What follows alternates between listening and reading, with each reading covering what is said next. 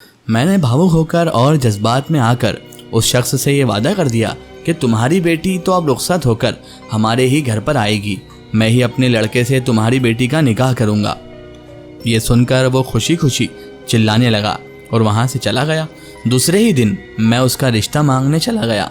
मैंने देखा लड़की बहुत खूबसूरत थी, बहुत नेक सीरत थी और दिखने में भी बहुत शरीफ घराने की लग रही थी, लेकिन उनका घर टूटा फूटा हुआ था। वो लोग इंतहाई गरीब लग रहे थे। फिर मेरी बीवी मुझसे कहने लगी, अजी आप ये कैसी जगह ले आए हैं हमें? क्या हमारा बेटा ऐसे लोगों में उठेगा बैठेगा? कैसे लोगों में तुमने रिश्ता कर लिया है? देखो ज़रा, इनका घर देखो, इनके हालात देखो, इनके कपड़े देखो और हमारे कपड़े देखो, हमारा स्टैंडर्ड देखो, ये हमारे बराबर के नहीं हैं।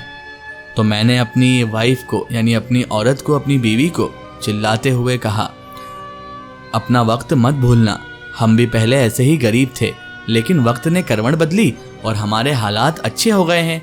इसका मतलब ये नहीं है कि हम किसी गरीब शख्स को नीचा दिखाएं। हम भी एक वक्त था इनके जैसे ही गरीब इंसान थे। आज हमारे पास पैसा है, इसका मतलब ये नहीं कि हम किसी गरीब की तौहीन करें, बेइज्जती करें। इसीलिए कभी भी इतने बड़े बोल आज के बाद मेरे सामने मत बोलना। हमें दूसरों का भी एहसास करना चाहिए। ये सुनकर मेरी बीवी खामोश हो गई थी। यूं 2 महीने बाद वो लड़की रुखसत होकर हमारे घर आ गई थी। मैं खुशी महसूस कर रहा था कि मैंने एक गरीब लड़की के सर पर हाथ रखा, उसे अच्छी जिंदगी गुजारने का मौका दिया।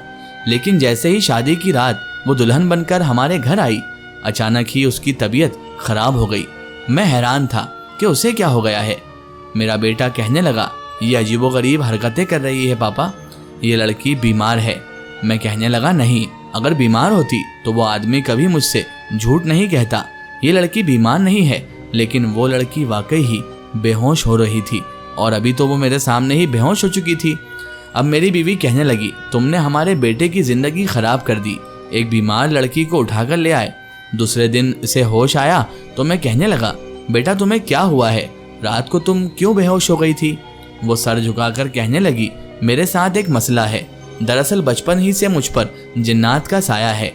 एक जिनजाद मुझ पर आशिक है। वो नहीं चाहता था कि मेरी शादी हो, लेकिन देखिए अब मेरी शादी आपके फर्जंद से हो गई है, आपके बेटे से हो गई है, इसीलिए ये सब मेरे साथ हो रहा है।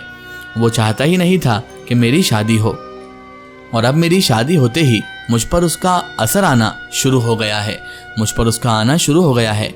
उसने मुझे बचपन ही से परेशान कर रखा है। मुझे माफ़ कर दें, मेरे माँ बाप ने आपसे ये सब छुपाया। ये सुनकर मैं हैरान रह गया था। तब भी मेरी बीवी कहने लगी, इसे इसके बाप के घर भेज दो, अब मैं इसे बर्दाश्त नहीं करूँगी। मेरा बेटा कहने लगा, हैरत की बात है, मुझे लगता है कि ये झूठी कहानी सुना रही है। आजकल के दौर में ऐसा थोड़ी होता है। तो मैं उन दोनों से कहने लगा, इसका भी इलाज मुमकिन है, तुम दोनों फिक्र ना करो, मैं इसे एक ऐसी जगह लेकर जाऊंगा जहां पर इसका इलाज हो जाएगा। फिर उस रात मैंने अपनी बहू से कहा कि तुम मेरे साथ चलो। मैंने अपनी बीवी को भी साथ ले लिया था। वो हैरान परेशान थी, कहने लगी, आप मुझे कहाँ लेकर जा रहे हैं? तो मैंने कहा, मैं उससे कहने लगा, तुम्हारा इलाज करवाने। वो कुछ परेशान सी लग रही थी, उसकी आंखें एकदम से लाल हो गई थी। वो हमारे साथ नहीं जाना चाहती थी, लेकिन जब मेरी बीवी ने उस पर गुस्सा किया तो वो जाने के लिए तैयार हो गई। लेकिन रास्ते में इधर उधर देखती जा रही थी, जैसे उसे पहले से ही पता चल गया हो कि मैं उसे कहाँ ले जा रहा हूँ। लेकिन मैं उसे एक खास जगह पर लेकर जा रहा था। मेरी बीवी कहने लगी, ये हमें तुम कैसे जंगल में ले आए हो? देखो, तुम क्या हम दोनों को मारना चाहते हो? मैं उसकी बात सुनकर मुस्कुराया और कहने लगा, मेरी बीवी हो तुम और ये मेरे बेटे की बीवी है, मेरी बहू है। तुम दोनों घबराओ मत, ये एक जंगल नहीं बल्कि ये एक खास जगह है जो हमारी दुनिया से बहुत ज़्यादा अलग है। लेकिन वो दोनों बहुत ज़्यादा डरी हुई थी। फिर मैंने उनका डर ख़त्म करने के लिए कहा कि तुम्हारा यहाँ आना बहुत ज़रूरी था। यहाँ पर एक अलग दुनिया आबाद है जो जिन्नातों की दुनिया है। ये सुनकर उन दोनों के तो होश ही उड़ गए, पैरों तले ज़मीन खिसक गई और मेरी बीवी तो बहुत ज़्यादा घबरा गई। वो तो थर थर काँपने लगी, बोली, क्या बोल रहे हो? जिन्नातों की दुनिया में ले जा रहे हो? जैसे ही मैं उस सरदार के घर में लेकर इन लोगों को आया तो वहाँ पर हुजूम देखकर वो दोनों सख्त हैरान परेशान हो गई। उन्हें समझ भी नहीं आ रहा था कि ये कैसी दुनिया है और यहाँ के लोग कैसे हैं, क्योंकि यहाँ सब बहुत अजीबोगरीब लग रहे थे। फिर मैं उस जिन्नात के सरदार से कहने लगा, देखिए सरदार, ये मेरी बहू है। आपकी बस्ती के एक जिनजात ने इसे परेशान कर रखा है। आप मेरी मदद करें और उस जिनजात से इस लड़की की जान छुड़ा दें। ये सुनकर वो भी हैरान हो गया और कहने लगा, इतनी जुर्रात किसने की? हम हरगिज ये नहीं चाहते कि हमारी बस्ती का कोई भी जिनजात किसी इंसानी लड़की को तंग करे। थोड़ी ही देर में वो जिनजात उन दोनों के सामने हाजिर हो गया था। फिर वो कहने लगा कि ये लड़की मुझे शुरू से ही बहुत अच्छी लगती थी। जब ये उस दरख्त के नीचे खेलती थी तो मैं इसे देखकर खुश होता था। धीरे धीरे उसने मुझे अपनी आदत डाल दी। अब मैं इसे देखे बिना नहीं रह पाता हूँ। लेकिन मैंने उसे धमकी दी कि अगर उसने शादी की तो मैं उसे बर्बाद कर दूंगा। लेकिन मैं क्या जानता था कि इस आदमी के ताल्लुकात जिन्नात के साथ होंगे और जिन्नात के सरदार से होंगे। आज के बाद मैं वादा करता हूँ कि मैं इसके सामने कभी भी नहीं आऊँगा। सरदार कहने लगा, अगर तुमने दोबारा इसके साथ कोई ऐसी हरकत की तो मैं हमेशा के लिए तुम्हें कैद खाने में कैद करवा दूंगा। फिर तो वहाँ पे कभी भी आज़ाद नहीं हो पाएगा। समझ गया? ये सुनकर उस जिनजात ने वादा कर लिया था। मेरी बहू भी हैरान थी कि ये सब क्या हो रहा है। उसे अभी तक अपनी आंखों पर यकीन नहीं हो रहा था। रास्ते में वो मुझे कहने लगी, ऐसे लग रहा है जैसे मैं कोई खौफनाक ख्वाब देख रही हूँ। मैं उसे कहने लगा, ये ख्वाब नहीं बल्कि हकीकत थी। दरअसल मैंने एक ऐसी राज की बात छिपाई है जो मेरे अलावा किसी को भी नहीं मालूम है। मैं बहुत सालों पहले इस जिन्नात की बस्ती में आया था। इस जिन्नात की बस्ती में आकर इस सरदार ने मुझे खुश होकर एक जिन्नाती भैंस तोहफे में दी थी और उसने ही मेरी किस्मत बदली है।